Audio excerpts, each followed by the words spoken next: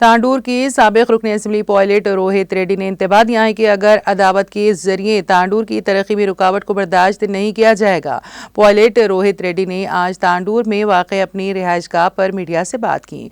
उन्होंने कहा कि मेरे दौर में तांडूर की जो तरक्की हुई है उसे तांडूर के सभी लोग बखूबी जानते हैं।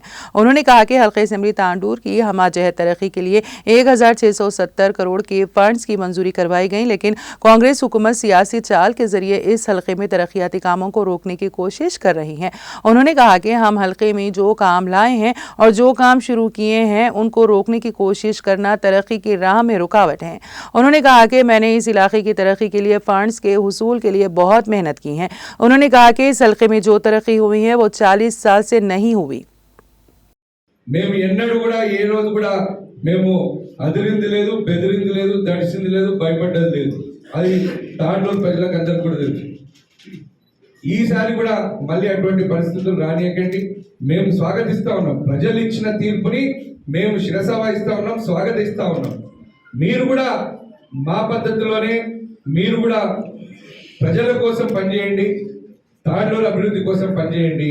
ఇటువంటి కక్షపూరిత రాజకీయాలు చేసినా మా వాళ్ళ జోలికి వచ్చినా బాగుండదు అని చెప్పి నేను మీతో విజ్ఞప్తి చేస్తా ఉన్నాను, అదేవిధంగా హెచ్చరిస్తా ఉన్నాను కూడా అని చెప్పి నేను తెలియజేస్తా ఉన్నా.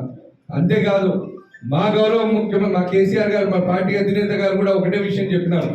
మరి కొత్త ప్రభుత్వం వచ్చింది, వాళ్ళని కూడా చేపియాల్సిన అవసరం ఉంది.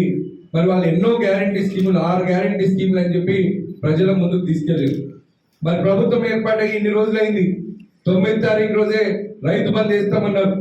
వాళ్ళు ఇచ్చిన గ్యారంటీ రైతు భరోసా 15,000 రూపాయలు, మళ్ళా కౌలు రైతులకు 12,000, వరి పండించిన వాళ్ళకి 500 ఎక్స్ట్రా కూడా ఇస్తామన్నాం.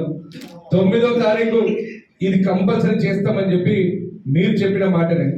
మరి ఈరోజు ఏ తారీఖులో ఉన్నామో మరి ఇప్పటి వరకు ఇది ఎందుకు అమలు చేస్తలేరు అని చెప్పి నేను తాండూరు ప్రజల రైతుల తరఫున నేను విజ్ఞప్తి చేస్తా ఉన్నాను.